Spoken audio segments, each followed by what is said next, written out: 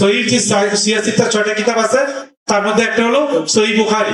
সহিহ বুখারীর 1 নম্বর হাদিস হলো ইন্নামাল আমালু বিনিয়াত। নিয়ত পরিষ্কার থাকতে হবে। কি থাকতে হবে? আচ্ছা, আমি এতক্ষণ যে কথা বললাম, কোথাও বলছে ধ্যানের গভীরে যাওয়ার জন্য গাঁজা খাইতে হবে? গাঁজা দিয়ে ধ্যানে গেলে হবে না, ধ্যান আনতে হবে অন্তর থেকে, ভিতর থেকে। এবং ওসি সাহেব কিন্তু আন্তরিকভাবে আমাদেরকে নিয়ে আসছেন এই রাত্রিতে পরিবেশ অনুষ্ঠান। ধন্যবাদ জানাই সবাইকে। ধন্যবাদ। আসসালামু আলাইকুম মহোদয়। উনি চলে যাওয়ার জন্য খুব চেষ্টা করতেছেন, আমরা দোয়া করি যাতে উনি আরো কয়েক মাস আমাদের মাঝে থাকে, নাকি?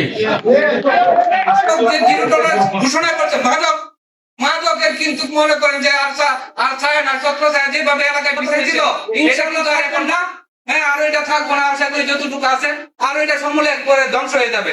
তা আমি কথা বাড়াবো না, আমার বড় ভাইয়া সেজন্যই বলেছে যে মাদক এটা শুধু মাদকই নয়, এখানে জুয়া, মাদক, অসামাজিক কার্যকলাপ থেকে শুরু করে দেখেন আগে কিন্তু লাইন ধরতো আমাদের এলাকায়, আমরাই কিন্তু এগুলা করি।